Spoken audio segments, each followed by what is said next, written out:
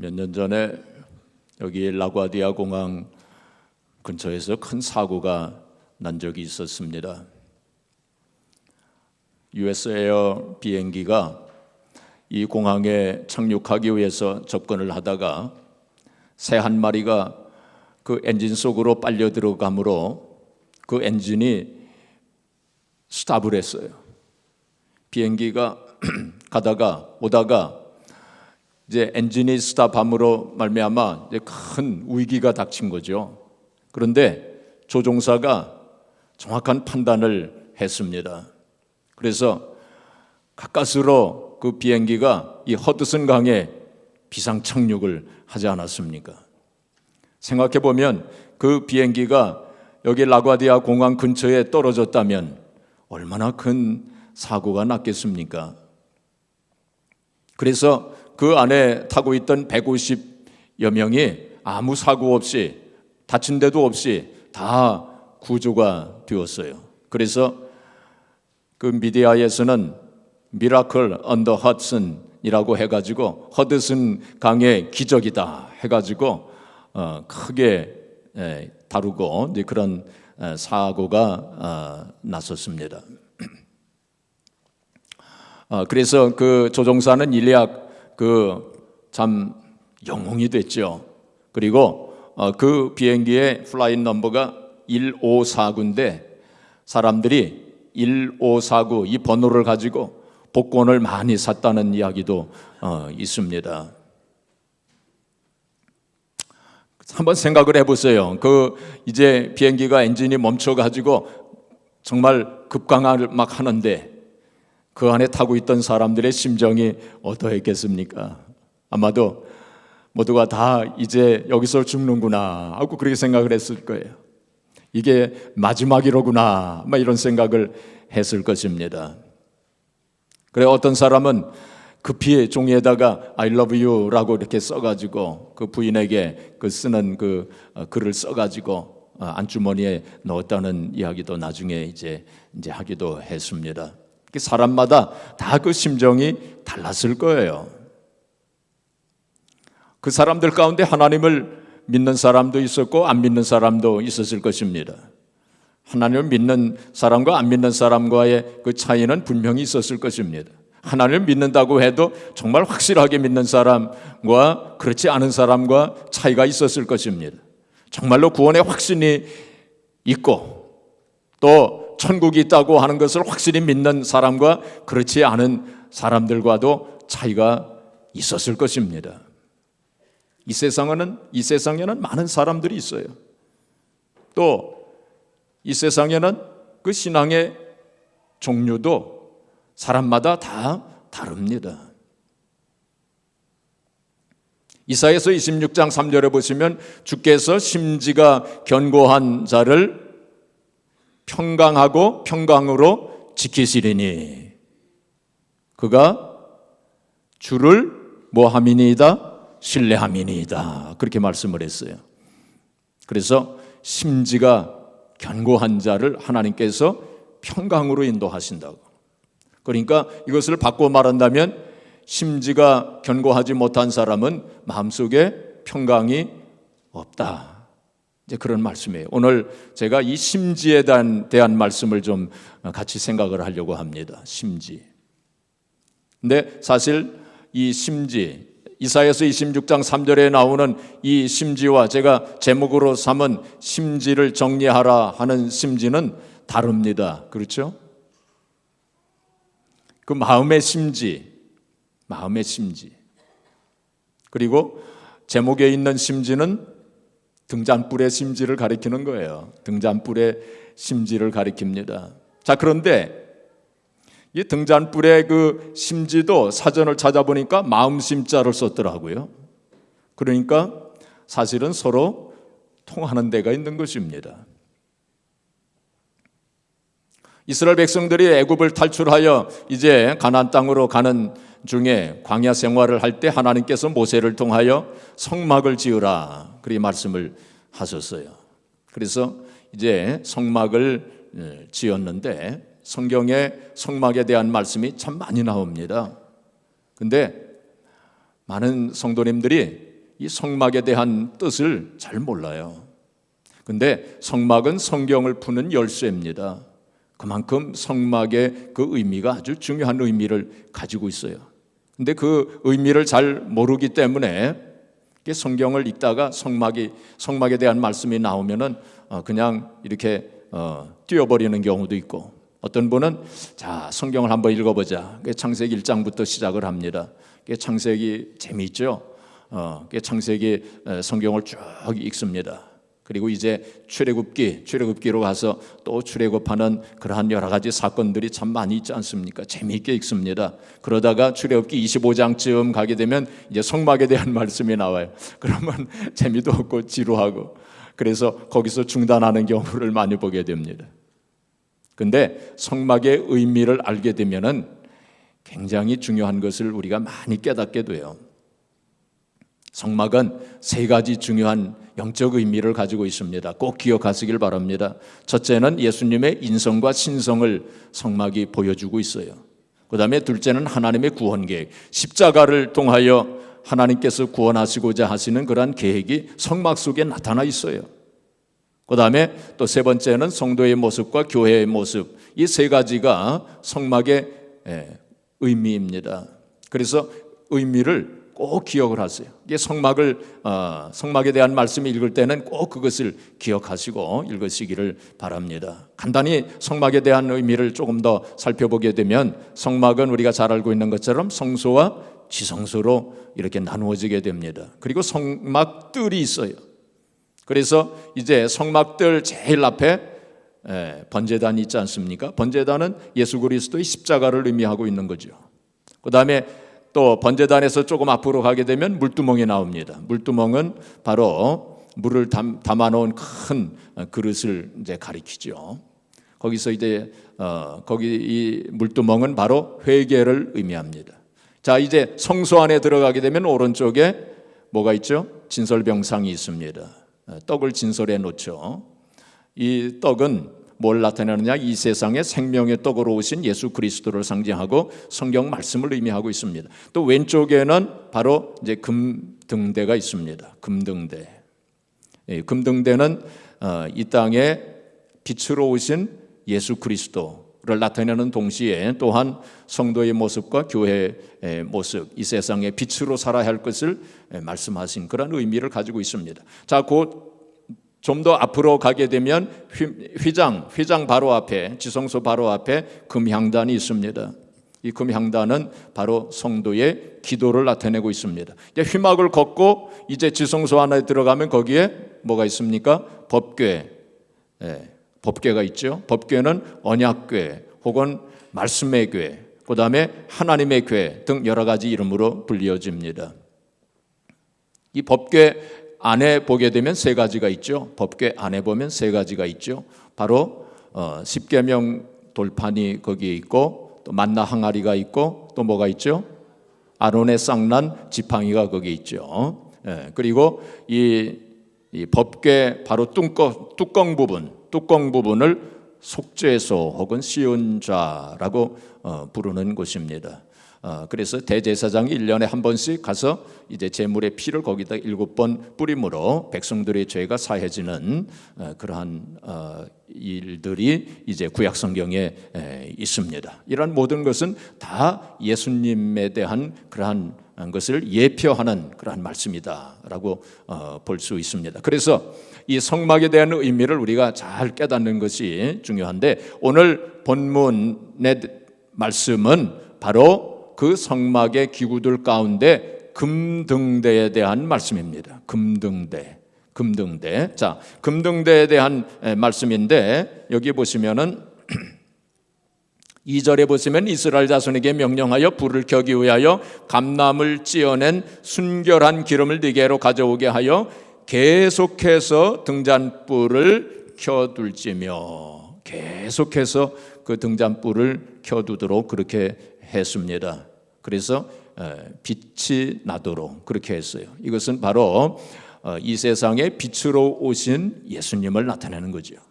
특별히 우리가 지금 주현절 절기를 보내고 있는데, 바로 주현절이라고 하는 것은 빛으로 오신 예수님을 생각하는 절기가 바로 주현절입니다. 성막에는 창문이 없어요. 창문이 없습니다. 그래서 금등대에서 나오는 빛으로 살게 되어 있어요. 그것은 이 세상에서 살아갈 때 오직 주님으로부터 나오는 빛으로만 살도록 하시는 하나님의 뜻이 거기에 있습니다. 또한 이 금등대는 아까 말씀드린 것처럼 성도의 모습과 교회의 모습을 나타내고 있습니다. 그래서 이 세상의 빛으로 살아야 할 것을 말씀했죠. 예수님께서도 마태복음 5장에 보시면은 너희가 세상의 빛이라 그렇게 말씀했어요. 우리 한번 같이 읽어보겠습니다. 14절과 16절 너희는 세상의 빛이라 산 위에 있는 동네가 숨겨지지 못할 것이요 이같이 너희 빛이 사람 앞에 비치게 하여 그들로 너희 착한 행실을 보고 하늘에 계신 너희 아버지께 영광을 돌리게 하라. 에베소서 5장 8절 또 읽겠습니다. 너희가 전에는 어둠이더니 이제는 주 안에서 빛이라 빛의 자녀들처럼 행하라. 바로 우리가 이 세상에 빛으로 살아야 할 것을 말씀했습니다. 자, 우리가 빛이 되기 위해서는 어떻게 돼요? 우리 안에 불이 있어야 돼요. 그렇죠? 불이 있어야 빛을 낼 수 있습니다. 자, 그런데 불은 기름이 있어야 됩니다. 기름. 바로 성령의 기름을 나타내고 있는 거죠. 우리 안에 성령의 기름이 성령께서 계시고 성령으로 충만할 때 우리가 빛된 삶을 살아갈 수 있다. 그런 말씀입니다. 스가랴서 4장에 보시면은 수룹바벨이 환상을 봅니다. 금등대를 봅니다. 환상 중에 금등대가 있고 이제 불이 거기 있는데 보니까 양쪽에 감람나무가 있어요. 그 감람나무로부터 이제 관이 이렇게 연결됩니다. 관이 연결돼 가지고 감람나무 그 기름이 이 금등대에 연결되어 있어요. 그래서 기름이 거기 연결되어 있기 때문에 불이 계속 타고 있는 금등대를 보게 됩니다. 그때 하나님께서 수룹바벨에게 뭐라고 말씀하시냐면은 힘으로 되지 않냐고 오직 나의 영으로 되느니라. 바로 성령의 능력으로 된다. 성령의 능력으로 우리가 하나님의 일을 할 수 있다. 그것을 말씀하고 있는 거죠. 그래서 성령의 능력으로 성령의 기름을 받을 때 우리 안에 불이 있게 되어지고 그리고 또한 그 불이 빛을 나타내고 우리가 이 세상에서 바로 빛의 역할을 감당할 수가 있는 것입니다. 그런데 중요한 것은 또 하나 있어요. 뭐냐면은 바로 우리 안에 불이 있어도 우리가 심지가 잘못되어 있으면 제대로 빛을 낼 수가 없어요. 그래서 심지가 중요한 것입니다. 심지가 잘못되어 있으면 괜히 그냥 연기만 나요. 그렇지 않습니까? 혹은 끄름 아세요? 연기만 나고 끄름만 나요. 혹시 우리가 신앙생활을 한다고 하면서 연기만 내는 성도가 아니었는가? 끄름만 내는 성도가 아니었는가? 하는 걸 오늘 우리 되돌아보면서 우리가 이 세상에 살면서 올바른 그 빛을 내기 위해서는 우리가 어떻게 해야 되는가? 우리 심지를 한번 살펴보면서 한번 같이 생각해 보기를 원하는 것입니다. 첫째로 우리가 심지가 어떻게 되어져야 되느냐? 깨끗하게 되어져야 됩니다. 어떻게 되어져야 돼요? 심지가 깨끗해야 됩니다. 심지가 깨끗해야 돼요. 오늘 말씀에도 보면은 뭐라고 말씀했냐면은 3절에 보시면은 아론은 회막안 증거궤 회장 밖에서 저녁부터 아침까지 여호와 앞에 항상 등잔불을 정리할지니 이는 너희 대대로 지킬 영원한 규례라. 등잔불을 정리하라. 아론은 아침부터 저녁부터 아침까지 등잔불을 정리하는 그 책임을 맡은 사람이 되었습니다. 등잔불을 정리, 이건 심지를 정리하는 것을 말씀하고 있는 거죠. 이게 심지를 잘 정리해. 그러니까 아마도 아론은 잠도 제대로 못 잘 것입니다. 여기 보면은 저녁부터 아침까지. 그러니까 계속해서 항상 등잔불을 정리할지니. 이제 그랬습니다. 또 4절에도 보면은 그는 여호와 앞에서 순결한 등잔대 위에 등잔들을 항상 정리할지니라 그렇게 말씀했어요. 그래서 심지를 정리해야 돼요. 깨끗하게 해야 되는 것입니다. 저는 어렸을 적에 전기가 없는 곳에서 살았습니다. 아마 좀 나이 드신 분들은 다 경험하셨을 거예요. 옛날에 참 전기가 없이 등잔불 밑에서 그렇게 살지 않았습니까? 그래서 등잔불 밑에서 공부하다가 제 머리를 좀 이렇게 끄슬린 경우도 몇 번 있었어요. 다 그런 경우 아마 있으셨을 거예요. 다 참 그런 때도 있었습니다. 자, 그런데 저희 어머니가 가끔씩 그 등잔불을 정리를 하시더라고요. 그 등잔불을 그 심지를 깨끗하게 하지 않습니까? 등잔불이 조금만 있으면은 금방 더러워져요.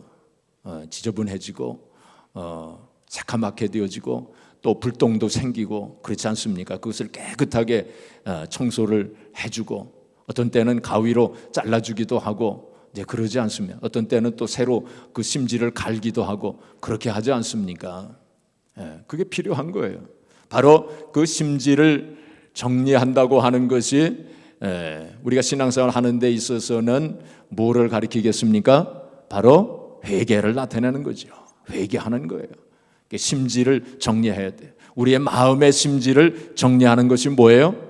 회개하는 겁니다. 회개하는 거예요. 오순절 마가 요한의 다락방에 성령께서 강림하셨을 적에 사람들이 놀랬죠. 그때 베드로가 일어나서 설교하지 않았습니까? 베드로가 설교하였을 때에 그때에 사람들이 그 하나님 말씀을 듣고 우리가 어찌할꼬 마음의 찔림을 받아가지고 우리가 어찌할꼬 했습니다. 그때에 베드로가 아주 중요한 말씀을 했습니다. 너희가 회개하여 너희가 뭐하여? 회개하여 각각 예수 그리스도 이름으로 세례를 받고 죄사함을 받으라. 그래야 하면 성령을 선물로 받으리라. 그렇게 말씀을 했어요. 그 회개가 중요합니다. 그 다음에 또 히브리서 12장 1절에 보시면은 뭐라고 말씀했습니까? 모든 무거운 것과 얽매기 쉬운 죄를 벗어버리고 그 바로 그 회개합니다. 모든 무거운 것과 얽매기 쉬운 죄를 다 벗어버리라. 바로 회개하라. 우리의 마음을 살펴보면서 불순물은 없는가 한번 생각을 해봐야 됩니다. 우리의 마음속에 잘못된 생각, 더러운 생각, 하나님께서 보시기에 옳지 못한 그러한 생각, 남을 미워하는 생각, 시기하고 질투하는 생각, 여러 가지 잘못된 욕심 등등 그러한 것은 없는가? 그게 우리의 심령 속에 있는 불순물들이에요. 그것을 깨끗하게 청소해야 돼요. 그런데 한번 청소했다고 해서 그냥 영원히 가느냐? 아닙니다. 여기 불똥을 청소하고 그 심지를 정리하는 걸 항상 하라고 그랬어요. 항상. 마찬가지로 우리가 회개하는 것도 항상 해야 돼요. 우리가 주님 앞에 서는 그날까지 해야 돼요. 항상 해야 돼요. 어떤 때는 가위로 잘라주기도 합니다. 어떤 때는 심지가 삐쭉 나오는 경우도 있어요. 그건 잘라줘야 돼요. 그 심지가 삐쭉 나오게 되면 연기가 나고 끓음만 많이 생겨요. 그렇지 않습니까? 그래서 잘라줘야 돼요. 이 삐쭉 나왔다고 하는 것은 무엇입니까? 바로 교만이에요. 우리 교만을 잘라줘야 돼요. 교만해지면 안 됩니다. 늘 겸손해야 돼요. 또 절제하는 것입니다. 절제하는 삶을 살아야 돼요. 잘못된 거, 지나친 거 그거는 좀 잘라줘야 돼요. 이제 그게 필요합니다. 그래서 심지가 깨끗하게 되어져야 돼요. 두 번째로 심지가 곧고 견고해야 됩니다. 심지가 곧고 견고해야 돼요. 그렇지 않으면 심지가 이렇게 삐뚤어져 있게 되면 그게 연기가 나요. 그리고 조금 있다가 또 불이 꺼져 버리기도 하고 이제 그렇게 됩니다.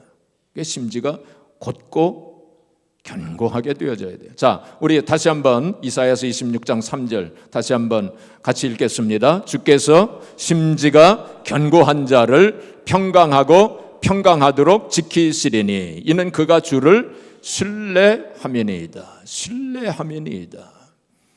주님을 신뢰하는 자가 바로 심지가 견고한 자예요. 어떤 상황과 형편 속에서도 하나님을 신뢰하는 자, 하나님을 의뢰하는 자, 하나님을 올바르게 믿는 자가 바로 심지가 견고한 자예요.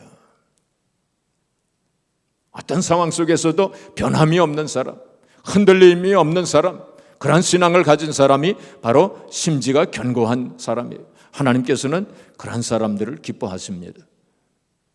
왜냐하면 하나님께서 그러하신 분이시기 때문에. 하나님은 영원히 변함이 없으신 분이십니다. 하나님은 흔들림이 없으신 분이십니다. 그렇기 때문에 우리의 신앙도 흔들림이 없어야 돼요. 변함이 없어야 돼요. 우리가 그런 신앙생활을 우리가 해야 됩니다. 우리가 결혼할 때, 건강할 때나 병들 때나 부하거나 가난하거나 성공하거나 실패하거나 사랑하겠다고 그렇게 서약하지 않습니까? 근데 결혼 생활을 하다 보면 병들 때도 있어요. 또 결혼 생활을 하다 보면 가난하게 될 때도 있어요. 실패하게 될 때도 있어요. 그럴 때도 흔들리지 말아야 돼요. 흔들리게 되면 올바른 결혼 생활을 하지 못하게 되는 것입니다. 우리의 신앙생활도 마찬가지예요. 어떤 경우에도 흔들림이 없는 신앙생활을 해야 돼요. 어떤 사람들은 일이 잘 될 때는 잘 믿는 것 같은데 일이 잘 안 될 때 흔들리는 사람들이 있어요. 어떤 사람들은 반대로 일이 잘 안 될 때는 열심히 신앙생활을 하는 것 같은데 일이 잘 될 때 나태해지는 경우도 있어요. 어떤 사람들은 참 기도하다가 흔들리는 그러한 사람들도 있어요. 우리가 그렇게 돼서는 안 될 것입니다. 요셉은 어떤 경우에도 어떤 사정 형편 속에서도 흔들리지 않았어요. 참 요셉이 얼마나 어려운 일들이 많았습니까? 그러한 가운데서도 흔들리지 않았어요. 심지가 견고한 사람이었습니다. 다니엘도 마찬가지였어요. 다니엘도 심지가 견고한 사람이었어요. 흔들리지 않았습니다. 그런데 이스라엘 백성들은 애굽을 나와가지고 광야를 지나는 동안에 여러 번 흔들렸습니다. 원망하고 불평하고 의심하고, 그래서 참 하나님의 징계도 받고 그러지 않았습니까? 우리가 어떤 사정 형편 속에서도 하나님 살아계신 것을 확실하게 믿고 하나님께서 나와 함께 하심을 믿고 하나님께서 나를 선한 길로 인도해 주실 것을 믿는 그러한 믿음 가운데서 흔들리지 말아야 돼요. 그럴 때 참 비행기가 허드슨 강이 아니라 태평양 한복판에 떨어져도 걱정할 거 없어요. 하나님께서 다 인도해 주실 것을 믿고 그러한 흔들림이 없는 심지가 견고한 그러한 성도의 삶을 사시기를 주님의 이름으로 축복합니다. 어떤 사람이 회사를 다니는데 사람 기독교인이었어요. 이 사람이 한 번은 그 사장이 이야기를 하는데 고사를 준비하라는 거예요. 고사를 돼지 머리를 사다 놓고 고사를 지낼 준비를 하라는 거예요. 이 사람이 크리스찬인데 이 사장은 크리스찬이 아니었던 모양이에요. 그래서 이 사람이 얼마나 고민을 했겠습니까? 며칠 동안 고민을 하고 그러면서 또 하나님 앞에 기도하고 그다가 용기를 얻어가지고 사직서를 써가지고 이제 그 사장 앞으로 이제 갔답니다. 그러면서 말하기를 제가 사장님을 존경합니다. 회사 발전을 위해서 최선을 다했습니다. 그러나 저는 기독교인이라 미신을 섬기거나 절할 수가 없습니다. 그리고 사장님의 뜻을 거슬리는 것 같아서 송구스러운 마음으로 오늘 사직서를 가지고 왔습니다. 라고 그렇게 말했답니다. 그때 그 사장이 말하기를 우리 회사는 당신 같은 고든 사람이 필요하오 하고 그렇게 했다는 것입니다. 물론 어떤 경우에는 그 사직서를 또 받는 사람도 있을 거예요. 자, 그런데 이 세상도 마음이 고든 사람, 심지가 견고한 사람 결국 인정합니다. 또 인정 안 하더라도 우리는 참 심지가 견고한 그런 삶을 살아야 돼. 왜냐하면 하나님께서는 바로 그 심지가 견고한 자를 하나님께서 찾으시기 때문에 결국에 하나님께서 심지가 견고한 자를 하나님께서 쓰시고 하나님께서 축복하셔요. 제가 목회하면서 이제 그런 사람들을 여럿 봤습니다. 정말 심지가 견고한 사람들이 있어요. 정말 신앙생활 하는 데 있어서 심지가 견고한 신앙생활을 하는 분들이 있어요. 제가 가만히 보면 그 사람들 결국에는 하나님께서 인정하시더라고요. 결국에는 하나님께서 축복하시는 것을 제가 여러 번 봤습니다. 자, 마지막으로 심지가 빠지면 안 돼요.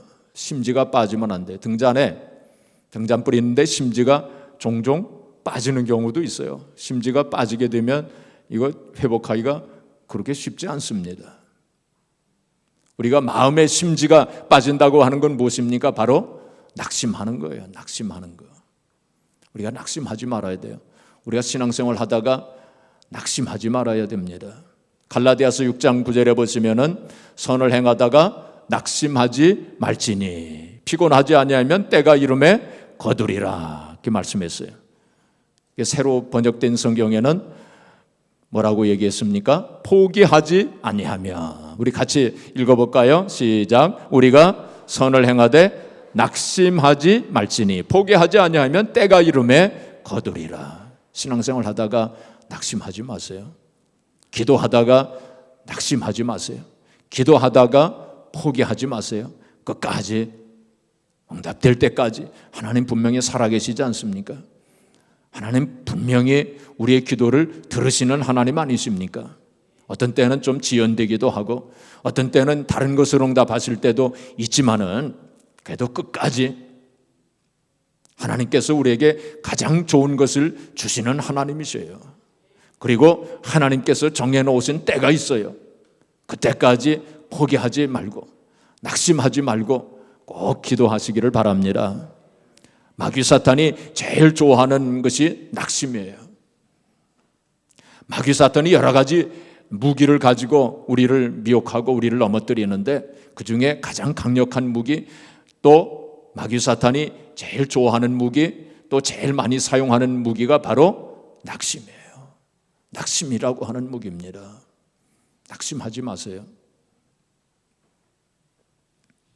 시편 37편 그리고 73편에 보시면은 거기 시편 기자가 낙심할 뻔했다고 그렇게 고백합니다. 낙심할 뻔했어요. 왜 낙심할 뻔했느냐면은 이 사람은 하나님을 잘 믿으려고 애를 쓰는 사람이었는데 하나님을 믿지 아니하는 사람들이 이 세상에서 편안하게 살고 또 잘 되고 건강하게 살고 뭐 성공하고 그러는 것을 보면서 왜 하나님의 백성들은 이러한 고난을 받는데 왜 저 하나님을 믿지 아니하는 백성들이 오히려 더 잘 살고 잘 되는 것인가? 그러한 것을 보면서 낙심할 뻔했다고 그렇게 고백했어요. 낙심할 뻔했어요. 근데 이 성도가 하나님의 성소에 들어갔을 때에 깨달았다고 고백을 합니다. 하나님의 성소에 들어가서 이제 하나님 앞에 기도하고 하나님 말씀을 들을 때에 아하, 이런 것이로구나 하고 깨닫게 되었노라고 고백을 합니다. 그러면서 하나님께서 그에게 결말을 보여주셨다 그랬습니다. 결말. 세상 사람들의 결말을 보여주셨다고. 또 하나님의 백성들, 성도들의 결말을 하나님께서 보여주셨다고. 그래서 아하, 이런 것이로구나. 내가 잘못했으면 낙심할 뻔했네 하면서 그렇게 고백을 이제 합니다. 여러분, 결말은 누가 내리시느냐? 하나님께서 내리셔요. 우리의 인생의 결론 누가 내리십니까? 하나님께서 내리셔요. 여러분, 함부로 여러분들의 인생에 결론을 내리지 마세요. 하나님께서만 여러분들의 인생 속에 결론을 내리실 수 있는 분이십니다. 다른 사람들의 인생에도 함부로 결론을 내리지 마세요. 그 사람의 인생에도 결론을 내리시는 분은 하나님이시기 때문입니다. 가장 중요한 것은 우리가 이 세상에 살아가면서 우리가 신앙생활을 하면서 내가 등불을 잘 밝히고 있는가? 내가 지금 빛을 잘 내고 있는가? 그게 중요해요. 그래서 오늘 이 시간에도 우리의 삶을 되돌아보면서 우리의 인생을 되돌아보면서 내가 빛을 잘 내고 있는가? 어떤 분이 눈을 못 보는 맹인이었어요. 눈을 못 봅니다. 근데 이분이 깜깜한 밤에 이렇게 가는데 등불을 켜가지고 가는 거예요. 그래서 사람들이 아니 당신은 보지도 못하면서 왜 등불을 켜고 다니십니까? 하고 그렇게 얘기를 했어요.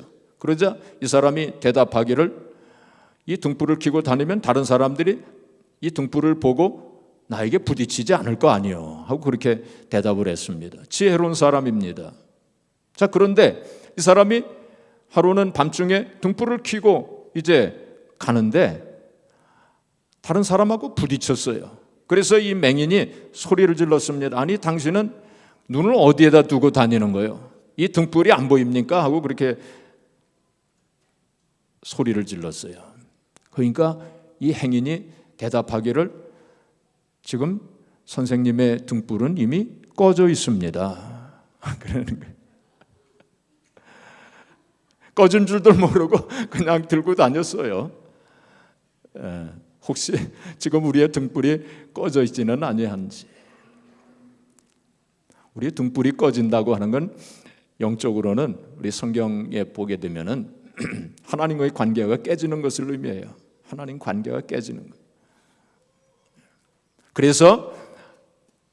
그래서 오늘 성경에도 등불을 꺼뜨리지 말아라. 등불을 항상 켜놓으라. 그건 하나님의 은혜를 받으면서 늘 하나님께서 주시는 은혜 가운데서 하나님의 관계가 연결된 하나님의 관계 속에서 올바른 관계 속에서 하나님의 은혜와 축복을 받으면서 살아야 할 것을 말씀하고 있는 거예요. 그 이스라엘 백성들은 등불이 꺼지지 않도록 그렇게 얼마나 애를 많이 썼겠어요. 근데 이스라엘의 역사 가운데서 등불이 한번 꺼진 적이 있어요. 이 성전의 등불이 꺼진 적이 있어요. 그게 이제 이스라엘 역사 가운데서 보게 되면은 BC 167년에 그러한 일이 일어났습니다. 그게 성경에는 나오지 않아요. 그 구약 성경 말라기 선지자로부터 이제 신약 시대까지 한 300여 년간의 공간이 있습니다. 그게 암흑입니다. 영적인 암흑 시대가 있었어요. 그 300년 동안에 이스라엘의 역사 가운데 참 여러 가지 일들이 많았어요. 그게 성경에 기록이 안 돼 있습니다.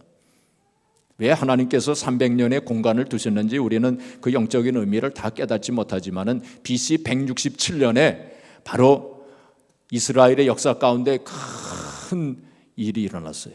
그건 시리아의 안티오코스 에피파네스라고 하는 악독한 왕이 있었는데 이 안티오코스 에피파네스라고 하는 시리아 왕이 이스라엘을 점령했어요. 그리고는 이스라엘 성전, 그 수르바벨 성전이죠. 성전에다가 우상을 갖다 놨어요. 얼마나 엄청난 일입니까? 지금으로 말한다면 교회에다가 여기 돼지머리 갖다 놓고 고사 지내는 것처럼 그러한 일들이 일어난 거예요. 참, 그 유대인들은 참 그 치욕의 날이었어요.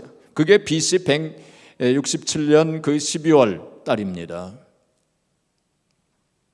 그래가지고 그 유대 나라에 유대 마카비라고 하는 사람이 나타났어요. 유대 마카비라고 하는 사람 성경에는 안 나와 있어요. 근데 외경에는 나옵니다.